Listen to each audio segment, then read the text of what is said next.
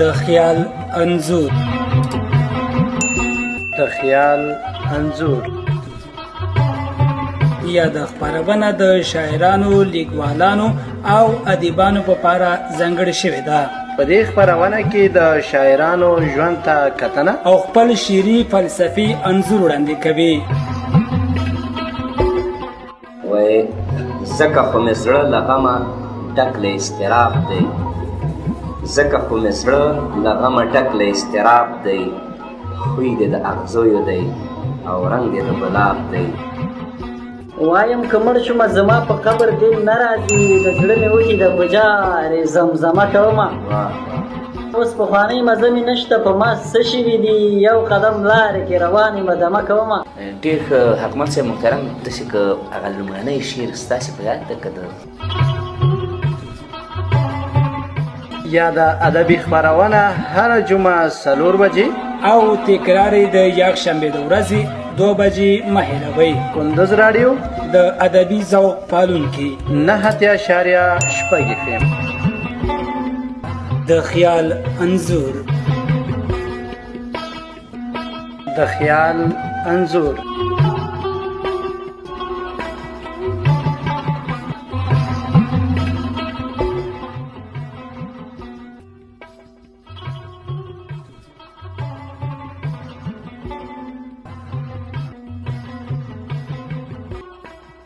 بسم الله الرحمن الرحیم.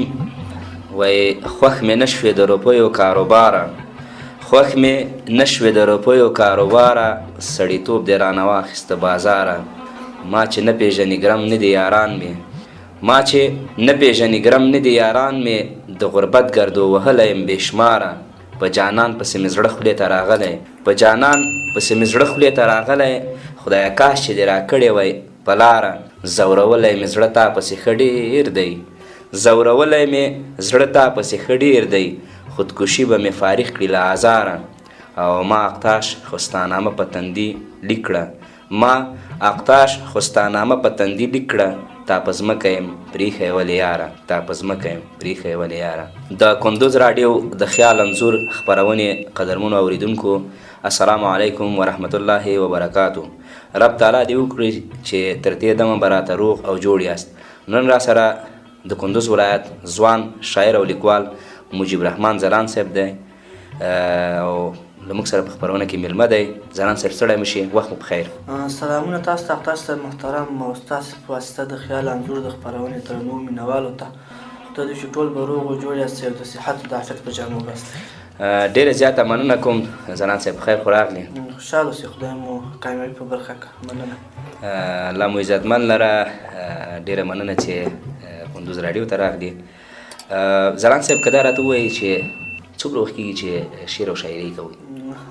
شعر او شاعرۍ سره خو زمونږ ډېر وخت کېږي چې ارتباط ده، نو چې مونږ ورته کار ویلی ده او څه ناڅه پکې کرښې لیکو، تقریبا 2-2.5 کاله به کېږي زیاته کار. ډېر ښه. انګېزه یې څه وه؟ انګېزه د شعر او شاعرۍ دا وه چې زمونږ خپله مرحوم ارواښاد بابا صوفي حبیب الرحمن قرار دا خپله د کندوز ولایت یو مخکښ او مخور شاعر و، نو د دغه همغه شاعري په دې باعث شوه چې مونږ هم دې فن ته مخه کړو. واقعا قرار صاحب خو د کندوز ولایت ډېر له نامتو شاعرانو څخه تېر سوی ده. خدای پاک دې د هغه روح ښاد وګرځوي. او تاسې نه هم مننه چې د خپل د پلار او نیکه په لاره مو قدم ایښی ده، ښایي میراثي پاتې سوې ده ادبي. او بلکل زما 2 باباګان دي، دواړه هم مادري بابا مې هم پدري بابا، دواړه شاعران دي او دواړو تقریبا ډېره شاعري کړې، کتابونه هم لیکلي دي او شاعري کتابونه هم چاپ شوي دي. بس د همغوی شاعري وه چې مونږ هم هڅولو تر څو په دې ادب ته راودانګو او شعر شاعري. واقعا په یو کورنۍ کې هغه څوک چې ادبي لاره تعقیبوي، د ادب له برخې وي، نو د هغوی هغه کورنۍ هم د ادب برخې ته زړه ښه کوي. نو دا ډېره ښه خبره ده. زلان صاحب د خپرونې په دې برخه کې نه یو شعر اورو. اقتاش صاحب وایي شعر د لږ زره کوي څه شوق غوندې ده، وایي له اداګانو دې قربان شم داسې څه لکه وي. له اداګانو د قربان شم داسې څه له کوې له اداګانو د قربان شم داسې څه له کوي څنګ ته مې راشه ګلنګارې داسې څه له کوي واه یو ځل بیا سلام صاحب له اداګانو د قربان شم داسې څه له کوي څنګ ته مې راشه ګلنګارې داسې څه له کوي او ستا په زلفانو کې لاسونه وهل بیل کیف کوي ستا په زلفانو کې لاسونه وهل بیل کیف کوي ستا په زلفانو کې لاسونه وهل بیل کیف کوي او زه د قربان شم دلدارې داسې څه له کوي داسې څه له کوي ډېر عالي ډېر ښه مینه مو وکړه خوند یې وکړه خوند به لا هم کوي مینه مو وکړه خوند یې وکړه خوند به لا هم کوي مینه مو وکړه خوند یې وکړه خوند به لا هم کوي راشه په خلاشه ګلغزارې داسې څه له کوي ډېر عالي ډېر زبردست ته مې جانان یې په ما ګران یې په دې ښه پوهه شه ته مې جانان یې ته مې جانان یې په ما ګران یې په دې ښه پوهه شه وخت د وصال دی قدردان یې داسې څه له کوي او ژوند مې په تا آباد دی ته یې چې یم ژوند مې په تا آباد دی ته یې چې یم ژوند مې په تا آباد دی ته یې چې یم او راشه راغاړې وزه ګرانې داسې څه له کوي ډېر ښه ډېر عالي او ځلان دې تږی د دیدن یم زما جانانه ځلان دې تږی د دیدن یم زما جانانه ځلان دې تږی د دیدن یم زما جانانه او غم دې یم ښکلی له مداره داسې څه له کوي غم دې یم ښکلی له مداره داسې څه له کوي داسې څه له کوي ډېر ښه ډېر زبردست یو بل مسلسل غزل درنه اورو تاسو ته محترم یو شعر به درته ووایم په دې برخه کې البته نعت شریف ده وایي په مینه اورو د رب ښکلې حبیبه حسنداره محمده د رب ښکلې حبیبه حسنداره محمد صلی الله علیه وسلم د رب ښکلې حبیبه حسنداره محمد او احمد شهسواره حسنداره محمده ډېر عالي ډېر ښه حبیب د پاک سلطان او هم قرة العیون حبیب د پاک سلطان او هم قرة العیون سردار په لامکان د پاک سبحان محمده ډېر عالي اعزاز مقام الله ته درکړی د دلبره اعزاز مقام الله ته درکړی د دلبره او عزت درته حاصل دی قدردانه محمده خلقت دی رحمت وكل عالم لره دلداره یو ځل بیا خلقت دی رحمت وكل عالم لره دلداره او شفیع د ګنهګارو جانانه محمده ځان حنفي تل کوم صفت ستاسو حبیبه زلان حنفي تل کوم صفت ستاسو حبیبه او تراشه په خوبونو کې قراره محمده تراشه په خوبونو کې قراره محمده ډېر عالي ډېر ښایسته نعت شریف دی لیکلی په قلم د برکت څه زلان صاحب نو رسول الله مبارک چې څومره ستاینه یې وسي بیا هم کمه ده زلان صاحب د شعر په کوم برخه کې دی ډېر کار کړی ده د شعر په اړه به دومره ته وایم اختر صاحب محترم چې ما لیکلي دي او لیکل مو کړي په دې روان شعر زما ډېر خوښېږي او مینه هم دغسې راته الهام هم دغسې کېږي دا روان شعر زیات لیکم روان شعر اوس مثلا ځینې اکثریت شاعران دي زموږ په کندوز ولایت کې نه یوازې په کندوز کې په ډېرو ولایتونو کې د افغانستان هغوی په غزل کې ډېر کار کړی نسبت نظم ته ستاسې په نظم ښه ده که غزل ښه ده دواړه ځان ته ځانګړي ځایونه لري اختر صاحب محترم که چېرته د ادب له برخې ورته وکتلی شي خو خبره د ذوق ده زما په نیز که نه نو چې د چا ذوق د کوم اړخ سره زیات وي نو هغه ته به همغه ښه ښکاري او په همغه کې به لیکل کوي قلم به هم په همغې باندې راڅرخوي یعنې تر ډېره دغه کوم څوک چې هغه لیکي شعر لیکي هغه د هغه ذوق پورې اړه لري مثلا که یو سړی په نظم کې ډېر برلاسی وي هغه ښه نظم لیکي او که غزل لیکي هغه غزل کې باندې ډېر برلاسی تاسې په کومو برخه کې ډېر کولی شئ چې په ډېر مهارت سره مخکې لاړ شئ او ډېر ښه شعر ولیکئ تاسې نظم ښه لیکلی شئ ټپه ښه لیکلی شئ غزل ښه لیکلی شئ زه خپله چې ځان کې کومه داسې خاصه وړتیا وینم هغه د نظم په برخه کې ده چې نظم ولیکم او غزلې مې تر اوسه نه دي لیکلي او مخه مې هم ورته نه ده کړې او که چېرته مخه ورته وکړو او لږ زرکۍ ورته فارغ الباب واوسي انشاءالله هغه هم کولی شو مشکل نشته ډېر نو واقعا زلان صاحب که دا راته ووایي چې د چا له شاعرۍ متاثره یاست نو خبر خدا د اختر صاحب محترم چې شاعران خو الحمدلله په دې وخت کې ډېر زیات دي او زه چې دې وخت کې مطالعه کوم او ګورم او مینوال یم او متاثره یم هغه ځوان شاعر ادریس فطرت دی که تاسې لیدلی په ټولنیزو رسنیو کې اګر چې ما ورسره لیدو کاته هم نه دی شوي خو د شعر څخه متاثره یم واقعا یو اړخ خو ستاسې هغه د کورنۍ هغه کوم هغه څه دي میراثي هغه فرهنګي برخې چې مثلا ستاسې مشران دي لکه قرار صاحب ده چې زموږ د کندوز ولایت ډېر غټ ویاړ ده او موږ پرې ویاړو نو ستاسې نیکه دی او له بل اړخه مثلا ستاسې هغه مادري نیکه چې ورته وایي نو هغه د یو خو تاسې ته میراث پاتې شوی بله دا چې فطرت صاحب نه ستاسې شاعرۍ تاثر اخیستی دی واقعا فطرت صاحب ډېر یو غټ شاعر ده ډېر یو ښه شاعر ده په ځوانو شاعرانو کې البته هغه زما د خوښې شاعر هم دی ډېر ښه روماني شعرونه هغه لیکي ځلاند صاحب کوم شاعر ډېر مطالعه کړی مطالعه خو په شعرونو کې ډېره کوم خو خاص کار چې په ټولنیزو رسنیو کې زه شعر مطالعه کوم وایم د ادریس فطرت او تر څنګ د خپل مرحوم ارواښاد بابا کتابونه مې دي د هغه شاعري ټولګې دي چې هغه مطالعه کوم او هغه وایم ډېر دی یو شعر درنه اورو په دې برخه کې به ته د ادریس فطرت صاحب یو شعر ووایم څو بیتونه دي وایي ته ومره درد ښه ډېر دی او ماښام دی ته ومره درد ښه ډېر دی او ماښام د زړه مې چې د زړه تنګون هم حد تمام دی وا ډېر ښه ډېر عالي ته ومره درد ښه ډېر دی او ماښام د زړه مې چې د زړه تنګون هم حد تمام دی ژوند لومړی ځل په یو چا معینېدل دي ژوند لومړی ځل په یو چا معینېدل ژوند لومړی ځل په یو چا معینېدل دی ژوند واتساپ باندې د یار غږیز پیغام دی وا ډېر یو ځل بیا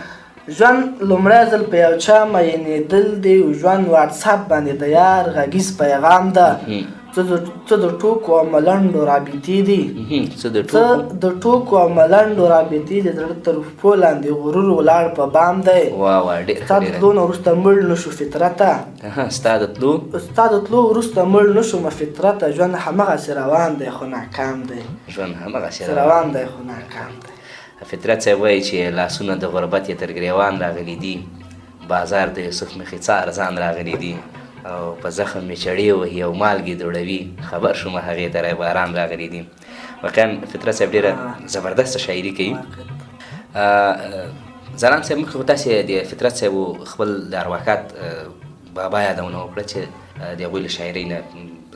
ما تاثر اخیستی ده که داسې په ټوله کې تاسې ووایي چې دا کوم شاعرۍ کوم سبک چې تاسې نیولی ده که نه شعر کې د چا په شاعرۍ کې خپل ځان ویني په شاعرۍ کې نو که وکتلی شي اختر صاحب محترم هر شاعر په ټولنه کې ځان ته ځای لري که نه د هغه د استعداد موافقه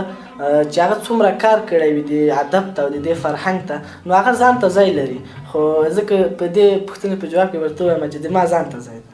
ځان ته دې او غواړې چې ځان ته یو نوم پیدا کړي ځان ته واوسېږم نو دا مې ذوق ده او همدغه مې دریځ ده واقعا دا په ځان باور وایي پخوا یو مشرانو دا خبره کړې وه چې که څوک د یو څه لپاره فکر لري هغه باید په همغه برخه کې کار وکړي ځکه هغه خدای پاک همدغه فکر ورته اچولی ده چې دی باید په هغه برخه کې کار وکړي او کامیابېږي واقعا د خپرونې په دې برخه کې یو شعر درنه اورو اختر صاحب دا شعرونه د یو نظم ده چې وایي د شهید ښکلی مزار درنه هېر نشي د شهید ښکلی مزار درنه هېر نشي د شهید ښکلی مزار درنه هېر نشي ای د بورې مور ارمان درنه هېر نشي یو ځل بیا د شهید ښکلی مزار درنه هېر نشي ای د بورې مور ارمان درنه هېر نشي دلته جنګ و ناامني وه ښه پرېمانه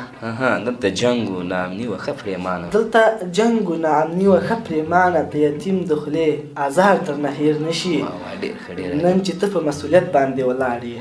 نن چې ته په مسؤلیت باندې ولاړ یې نن چې ته په مسؤلیت باندې ولاړ یې او مسؤلیت کې د اخلاص درنه هېر نشي ډېر ښه ډېر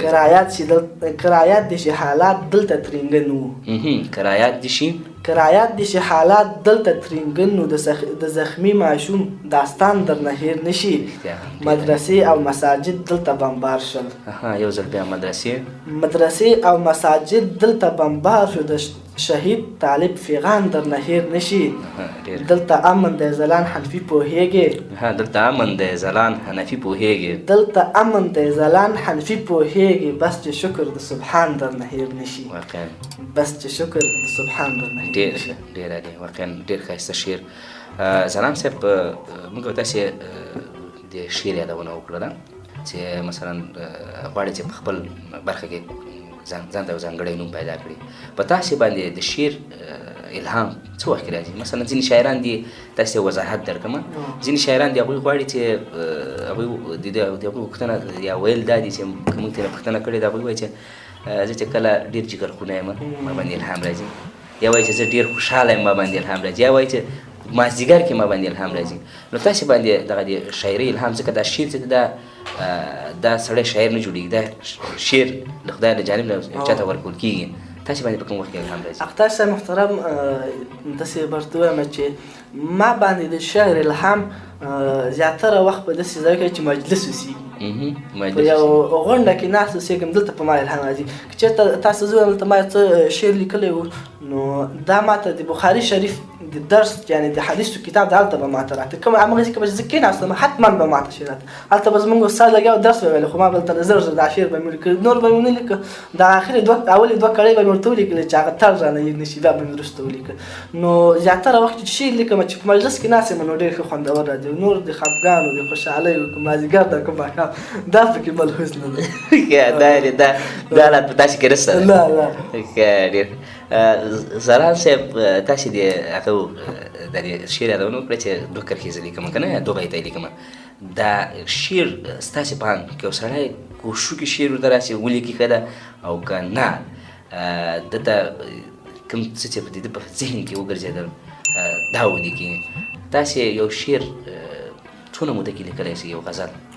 نو که اختر صاحب محترم چې دغه دوه بیتونه سر راشي که نه او دې پسې تعقیب شم، نو 10-15 دقیقو کې تمامیږي. او کله داسې شي چې 2-3 کړۍ راشي، نورو کړیو باندې ځان مړ کړم بس بیا نه راځي، هماسې چې بند شو زیات نور بیا نه کېږي.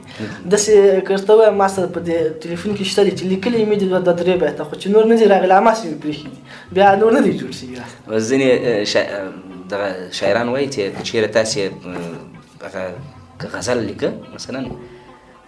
د غزلو بیتونه تاسې ولیکل ټول هم لیکل ویډیو کې، که چېرې یو بیت هم تاسې لیکه یا 2 بیت هم تاسې لیکه، تاسې په همغه 2 بیتو باندې خپل تمرکز وساتئ او ډېر کوښښ مه کوئ چې شعر بیا خپله هغه ځایګاه له خپله ځایګاه نه وځي. نو زلام صاحب محترم، تاسې په ټولنیزو رسنیو کې خپل شعرونه خپروئ؟ اختر صاحب محترم ډېر کم یې خپروي، زیات نه، ځکه ته ما سره یې نو داسې کله ناکله چې کوم یم زړه غواړي خپروي، نور داسې خاص رول هم نه ورکړی. ځکه تاسې سره زه په فیسبوک کې یو ځای یم، تاسې شعرونه ما ډېر کم فیسبوک کې اورېدلي دي یا لیدلي مې دي. علت یې په څه کې ده؟ ولې؟ داسې چې اختر صاحب محترم، اول خو طبیعتا زما دا طبیعت او فکر مې داسې ده چې سړی باید زیات مشهوره نه شي که نه، او یو سبب همدغه هم کېږي چې ټولنیز رسنیو سره چې مخه دې شول او شعر و شاعري شول، بیا سړی ډېر مشهوره کېږي. تاسې فکر وي ما یو شعر ویلی و د چراغ ادبي بهیر کې، فقر را مخه کړه نیستي هم علی هذا القیاس، له ژوند مزه لاړه دوستي هم علی هذا القیاس که نه. نو دغه شعر نو ډېر زیات وایرل شوی و، ډېر زیات پیغامونه او میسجان راته بیخي زیات دي. نو بیا سبب دا و چې سړی مشهوره نه شي، ګوشه نشیني یې ښیي ته هغه ستړی شو ډېر مشهور کېدل. با یو چا تاسې په هغه کې د تاسې شعر یې نه پوهېږم چې تاسې به معلومات لرئ که به نه لرئ، تاسې شعر یو چا خپور کړی و، ما خپله ولیده. نو ګمان کوم چې تر 2 لکو که 1.5 لک نفرو پورې دا شعر لیدلی تنها ویو یې اخیستی و او 2000 که 2.5 نفرو لایک کړی. نو ما هم داسې ګمان کوم چې دا شعر به ستاسې خپله وي، خو تاسې بیا یادونه وکړه چې نه لیکم بل ملګري و که نه. او شعر زمونږ نه په موږ راته بل شوی په رسنیو کې اوس یې تاسې په نابده نو هغه شعر ډېر ښه. زلام صاحب، دا خپل شعر مو کله چې تاسې شعر لیکلی دی که نه، کرکتنې ته مو چاته سپارلی دی چې ته یو څوک پرې باندې کرکتنه وکړي؟ او اختر صاحب محترم، شعر مو کرکتنې لپاره ډېر کم ملګرو ته استولی دی، لکه شاعر حمدالله کریمي که تاسې پېژنئ چې مونږ ملګری دی، د مدرسې ملګری هم پاتې شوی دی. نو هغه ته مو کله وخت نا وخت استوه، خو هغه مې خاص څه پکې نه ویلي. نو بیا تر اوسه زیات ورته نه لېږم او کرکتنه یې هم بند نه کړې ده. یعنې د شعر برخه کې استاد لري؟ استاد مو پاتې شوی همغه ارواښاد بابا مو ده چې د هغه په حیات کې به ما څه کرښې لیکلې نو هغه بالکل تاییدولې او ویل چې بس صحیح ده ته اوس یې مه کوه چې ستن دې وړ کړه د هغې وخت کې بیخي دماغ ستن وړ کم و د 8 کاله وم هغې وخت کې. که تاسې داسې د خپل د ارواښاد بابا یادونه وکړه د هغوی که داسې نظر تاسې موږ ته خپرونې ته یا اورېدونکو ته واوروئ چې هغه د شعر په اړه څه ویلي ځکه د هغوی د پخواني مشرانو خبرې د شعر په اړه ځکه تجربه هغه ځینې خبرې خلک کوي که نه چې تجربه د علم پلار ده که نه تجربه پدر علم است نو هغوی ډېر وخت په دې شاعري کې تجربه درلودله ځکه تاسې هغه داسې یو سړی و چې هغه ډېر خلک د هغوی شعرونه اورېدلي وو نو که تاسې د هغوی د ژوند هغه شعري ژوند په اړه تاسې داسې یو لنډ مختصر داسې یو کوم داستانه کومه قصه کې تاسې یادوي تاسې خپل شعر ورته واستولی هغه د شعر په اړه کوم څه ویلي ستاسې په یاد ته چې تاسې تاسو محترم د هغه د ژوند په اړه او د شاعرۍ په اړه به دومره ووایم چې ارواښاد حبیب الرحمن قرار دی د قندوز ولایت د جرګوزر د کلي اوسېدونکی و او دا خپل شعر و شاعري هم د په حالات مسافرت کې پیل کړه چې دی کله په افغانستان باندې د روسانو څپه راغله او دی مسافر شو لاړو ګاونډي هېواد پاکستان ته نو هلته هغه ناخوالې او دربدرۍ او بدې ورځې زه به ژوند باندې راغلی نو دغه دربدرۍ او بدې ورځې په دې باندې باعث چې د شاعري شروع کړله او د زړه درد یې په قلم باندې وباسته او بس ویلي که او د شعر په اړه به دومره ویل چې شاعر د جامعې یو ترجمان ده دا ماته څو ځلې ویل چې شاعر د جامعې او د یو ولایت او د یو مملکت د وګړو یو ترجمان ده چې د هغوی ترجماني د قلم په ژبه باندې کوي. ډېر یو مختصر او ډېر یو ښه تعریف د شعر نه درلوده نو خدای پاک دې وبخښي ځلاند صاحب ستاسې په شعر نقد شوی ده چا نقد کړی ده؟ تاسو محترم داسې مو تر اوسه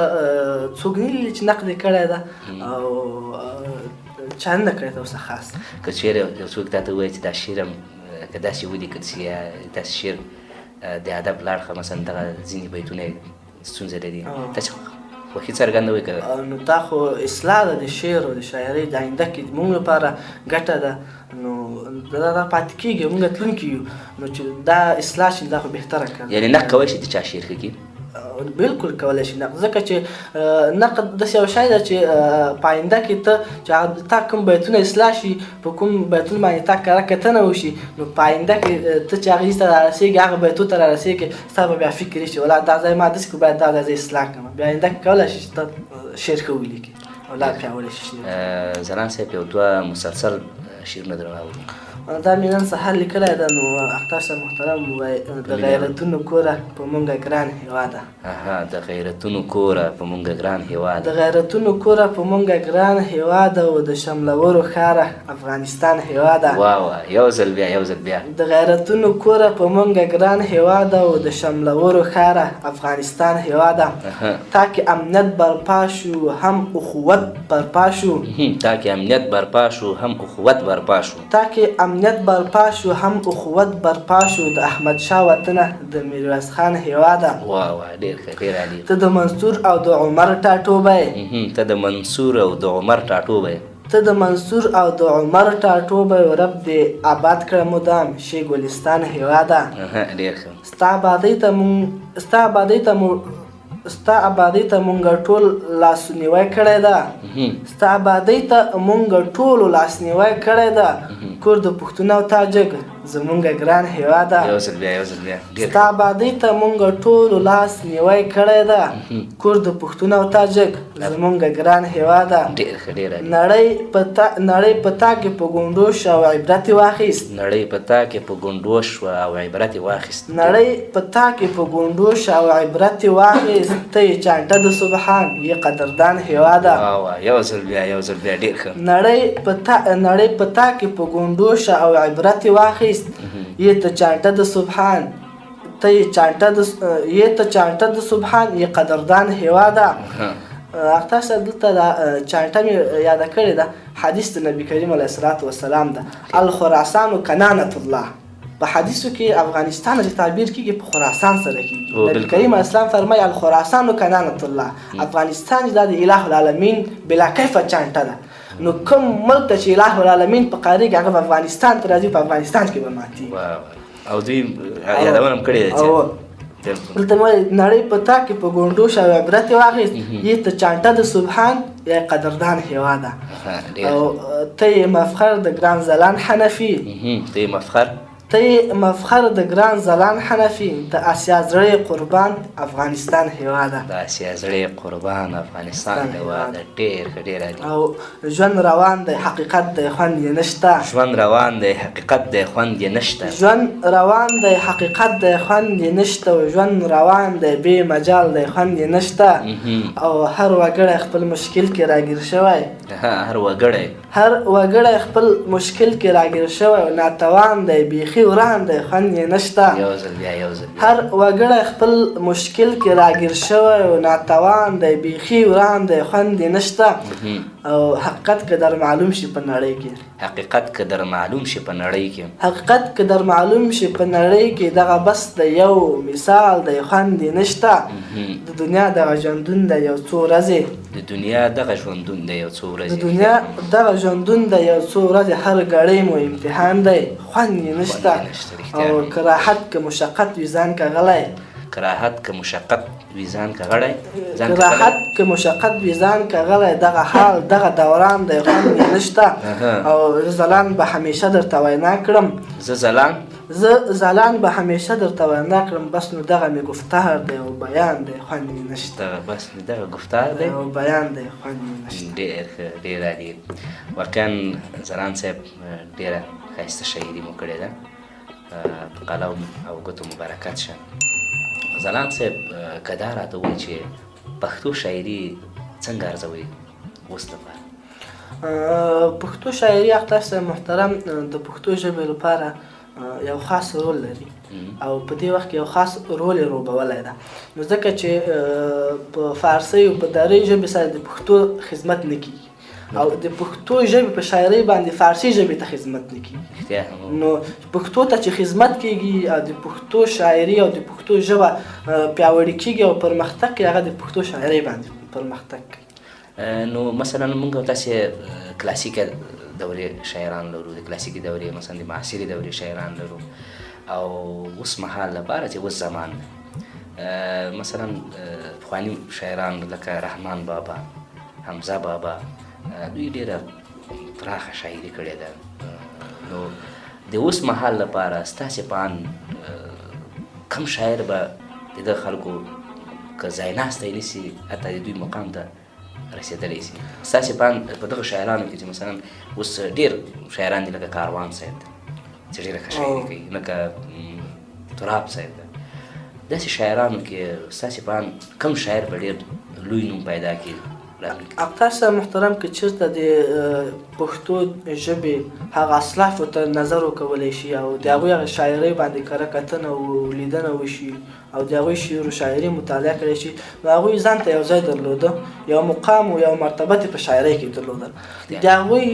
ذهن نیول خو کله وحشه دا به درته وایم چې د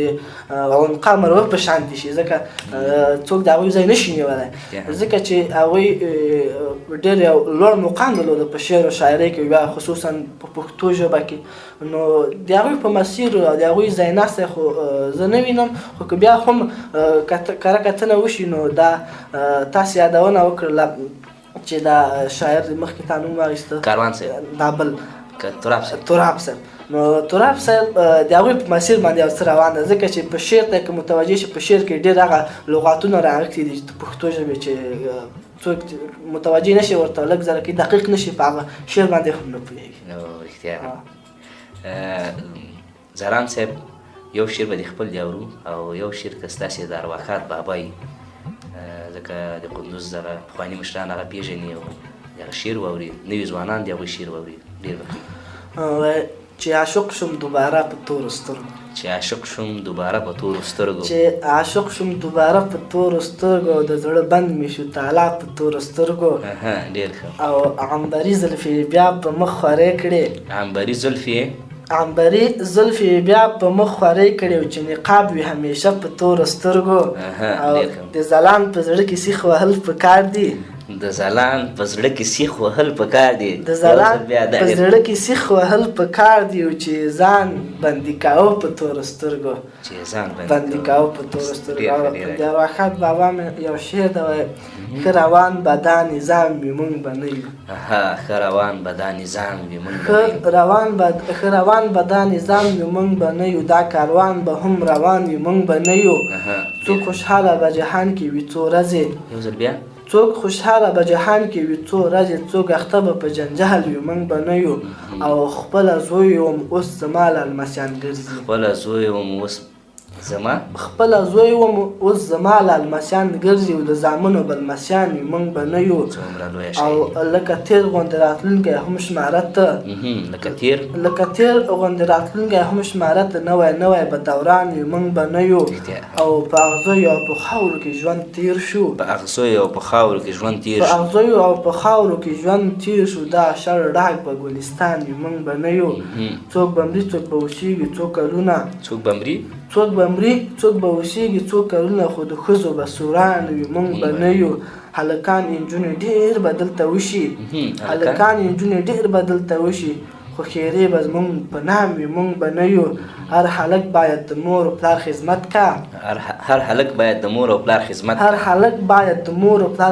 کړه او په انګړ کې به ځوانان وي موږ به نه یو څوک دانا وي دا وینا مې د هغه ته پاتې تانه به بچان وي موږ به نه یو او د غفلت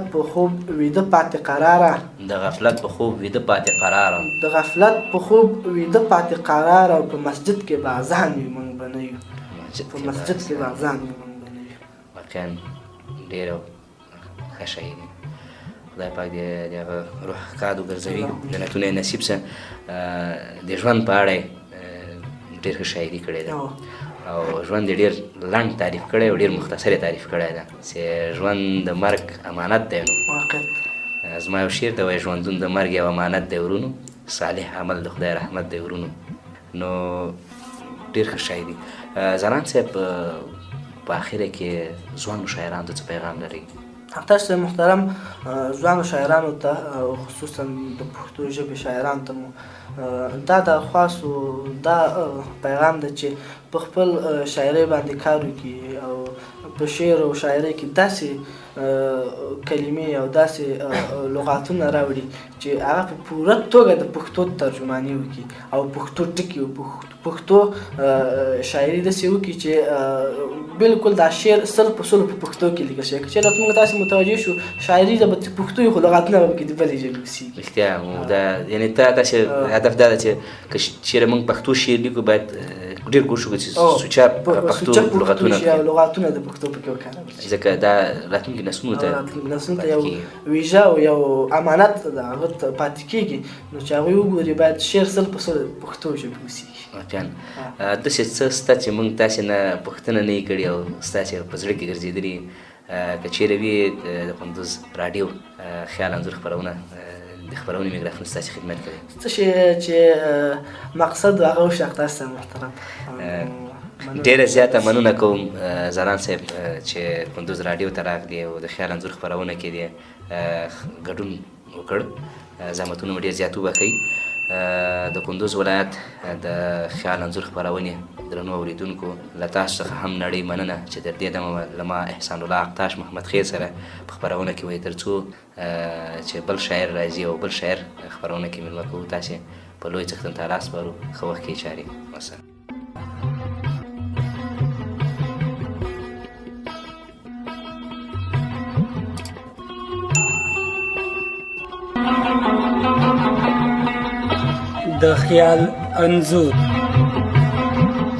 د خیال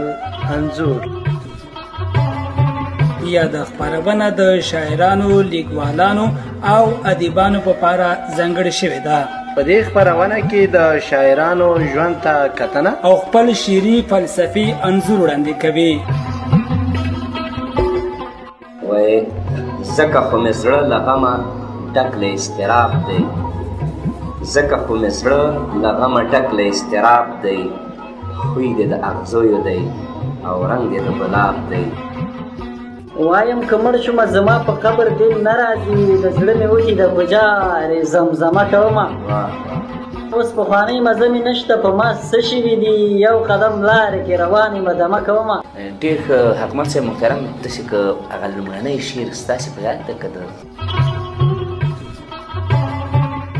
یا د ادبي خپرونه هره جمعه 4 بجې او تکرار یې د یکشنبې د ورځې 2 بجې مه هېروئ. کندوز راډیو د ادبي ذوق پالونکي 9.6 FM